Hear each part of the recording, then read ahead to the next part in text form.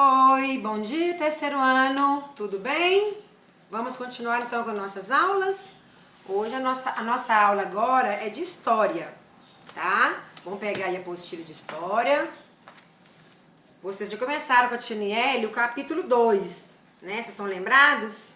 Vamos relembrar aí? Capítulo 2, o tempo e os documentos históricos. Vocês já viram com a Tiniele que medindo o tempo, outras formas de tempo. E hoje nós vamos ver o tempo e a história na página 34. Tudo bem aí? Vamos continuar então? Vamos lá. 2.3. O tempo e a história. Dialogando. No início do capítulo, você se deparou com as palavras antiguidade e idade média.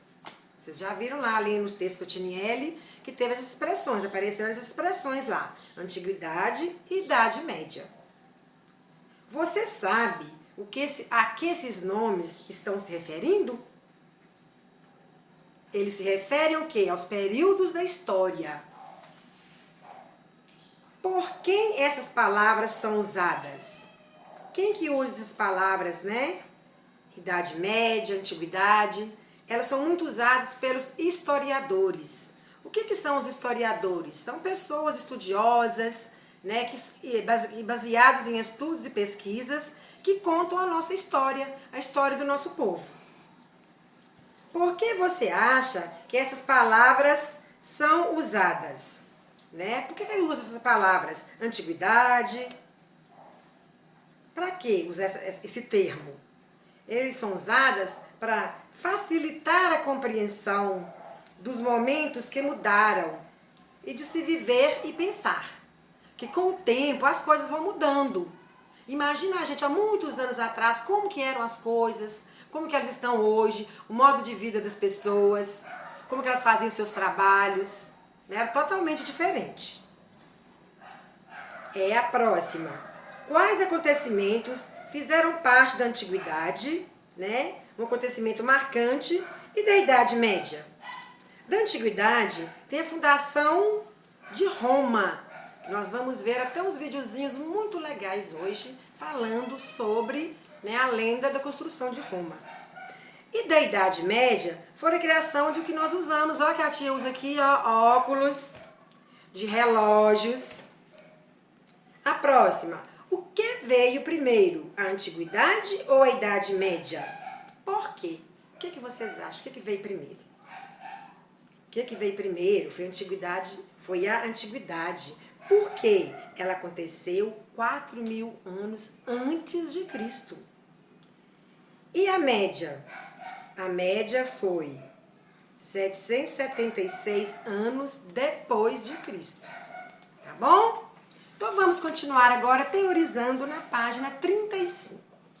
Vamos junto com a tia? Para os historiadores, né, que são pessoas que eu falei com vocês que estudam baseado em estudos, pesquisas, vão contando a história do povo, tá bom? O tempo funciona de uma maneira diferente. Então, para os historiadores, o tempo funciona diferente do nosso. Os acontecimentos são divididos em períodos históricos, um conceito criado para fins didáticos. Olha o segundo parágrafo. Ao todo, existem 5 períodos históricos. Então, é dividido em 5 períodos, que são eles: a pré-história, a Idade Antiga, Idade Média, Idade Moderna, Idade Contemporânea. Sempre que há uma forte ruptura com a forma de agir, de viver e de pensar, é necessário elaborar um novo período, pois a sociedade mudou. Vocês vão marcar aqui, por favor, falando que é muito importante aqui, né, sabendo que a história é dividida em 5 períodos. Não é possível dizer que o homem pré-histórico poderia viver na antiguidade, pois o mundo está muito diferente.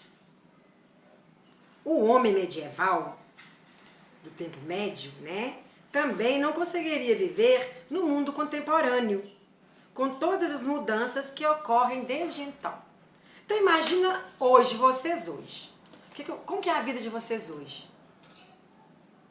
As coisas que vocês têm nas casas de vocês, geladeira, celular, tablet, essas coisas sofisticadas de hoje. Lá na idade moderna, na antiguidade, não existia nada disso. Lá naquela época, o que acontecia lá? Quando o homem descobriu o fogo através da pedra, o atrito de uma pedra na outra. Já pensou? A gente voltar e mudar viver lá naquela época? A dificuldade que seria? Isso aí. A imagem a seguir é uma linha do tempo com os períodos históricos e os principais eventos que levaram ao rompimento com o período anterior. Então tinha um período.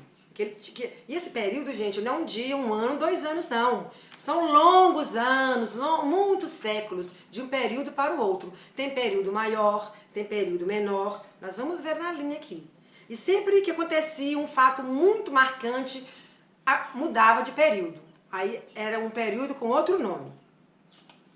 É importante saber que a história não é uma linha reta cronológica, mas sim cíclica.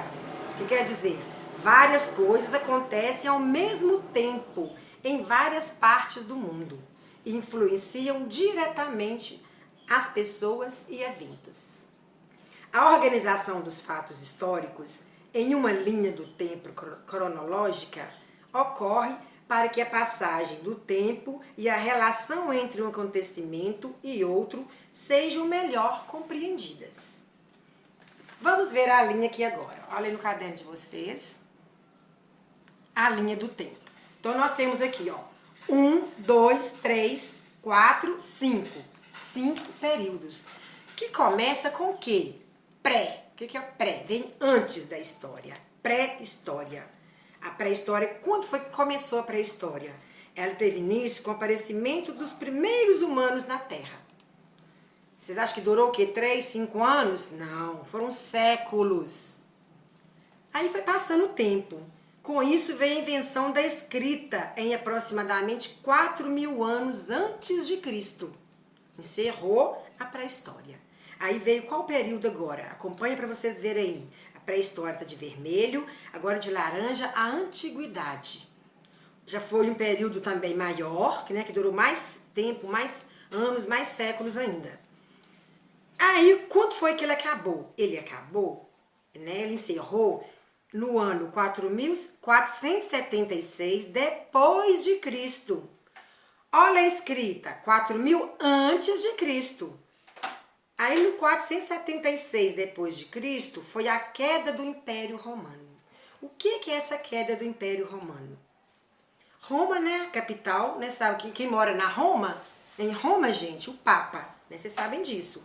Roma é a capital da Itália, isso aconteceu no século I, e Roma era o centro do poder político, o poder econômico, e existiam muitos conflitos, muitas disputas entre os reis naquela época. Como continua, gente? Todo mundo lutando pelo poder, o conflito, querendo ter mais poder do que o outro. Isso tudo causou a queda do Império Romano. E nessa época, eles ainda não tinham descoberto a América, a Oceania e nem a Antártida. Nessa época só era conhecida as terras da África, da Ásia e da Europa. Pronto, então aí deu fim, acabou o período da Antiguidade. Veio depois o período da Idade Média, o período medieval, que foi um pouco menor, esse que está de azul, um pouquinho menor do que a Antiguidade. Encerrou também com o quê? Em 1457 foi a tomada de Constantinopla. O que foi essa tomada de Constantinopla? Istambul, Essa Constantinopla aqui, hoje, chama-se Istambul. Está no Oriente Médio, entre a Europa e a Ásia. Depois encerrou aqui a Idade Média e veio a Modernidade, que foi em 1789 que encerrou com a Revolução Francesa. E depois veio a Contemporaneidade, que são os tempos modernos, os tempos de hoje. Os tempos que nós estamos vivenciando hoje. Por isso. E aí, vamos continuar então? Vamos lá então? Continuando o texto embaixo da linha de vocês, embaixo da linha do tempo. Da mesma forma, como nós não crescemos e envelhecemos da noite para o dia, os acontecimentos que determinam os períodos históricos ou que fazem surgir um novo período também não são repentinos. Graças a Deus a gente não fica velho de um dia para o outro, né, gente? Demora um pouquinho. O tempo passa lentamente e as mudanças podem demorar muito para acontecer. Principalmente quando é uma festa, uma coisa boa que a gente espera, né? As férias demoram a chegar. Joia! Então vamos virar aí agora. Na outra página, na 36, nós temos aqui um fluxograma, gente, que está falando sobre, é uma linha do tempo sobre a queda do Império Romano. Que isso aqui, ó, não tem necessidade nenhuma de vocês estudarem isso aqui agora. Isso é lá pro 7º, 8º ano que a gente vai ver, tá bom? Só para mostrar para vocês que é uma linha do tempo mostrando aqui os vários acontecimentos. Igual a gente falou na outra página. Está o tempo todo tendo vários acontecimentos em vários lugares, né? Na sociedade. Então, só para vocês verem aqui. E vamos continuar na página 37. O fluxograma anterior, que é esse aqui que nós acabamos de ver aqui, essa linha do tempo, né, toda confusa aqui, toda enrolada, com um tanto de acontecimentos, ela é uma representação um pouco mais realística, como todos os fatos históricos se sucedem e se influenciam, além de mostrar a simultaneidade, isso quer dizer, acontecendo ao mesmo tempo, de eventos e o tempo que demorou entre o início da crise do Império Romano e o seu real fim. Saiba mais. A história, leia comigo, por favor. A história não estuda apenas o passado, mas as ações humanas que se transformam ou permanecem ao longo de um determinado período de tempo. O historiador estudará as pessoas em um local e tempo específicos, assim como pode estudar as consequências do passado e do presente. Preservar monumentos e patrimônios históricos e culturais são importantes justamente para que seja possível realizar esse estudo do tempo e do espaço em que vivemos. Da mesma forma, como o trigo é a matéria-prima do padeiro, ou a madeira é a matéria-prima do marceneiro, o tempo e o espaço são a matéria-prima do historiador. Né? Através do tempo e do espaço que o historiador vai contando as suas histórias. Exercícios resolvidos. Leia o texto e responda a pergunta. Vamos ler junto com a tia? Quando contamos uma história, podemos com frequência exagerar, mentir, aumentar ou omitir fatos. Às vezes queremos que a história seja mais interessante ou mais engraçada. Às vezes os acontecimentos não foram favoráveis, mas eu quero que as pessoas pensem que tudo correu bem. O ofício do historiador é, por meio da análise científica, de documentos históricos específicos, trazer à luz fatos e acontecimentos que devem ser analisados com criticidade, com senso de crítica, né? O historiador deve, como educador, mostrar aos seus alunos que nem sempre as coisas acontecem da maneira que acreditamos ter sido. Aqueles que contam a história, geralmente o vencedor, ou tem poder, a relatam de uma forma que seja favorável a ele e aos seus interesses. Geralmente quem vai contar uma história não vai contar vantagem para ele, vai ter a visão dele. Os monumentos históricos, por exemplo, são documentos que mostram justamente essa disputa de interesse em torno dos acontecimentos.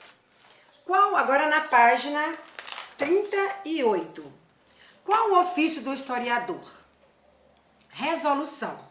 O ofício ou o trabalho do historiador é analisar, é estudar os documentos históricos a partir de métodos científicos para extrair deles as informações que deseja. A análise de documentos deve ser muito cuidadosa e se pautar em inúmeras teorias e pesquisas científicas. O historiador deve buscar a verdade dos fatos históricos, sempre com o cuidado de saber que toda história tem dois lados e, portanto, devemos ser bastante críticos ao interpretá-la, pensando em quem a contou, por que a contou daquela forma, quais os interesses dos envolvidos.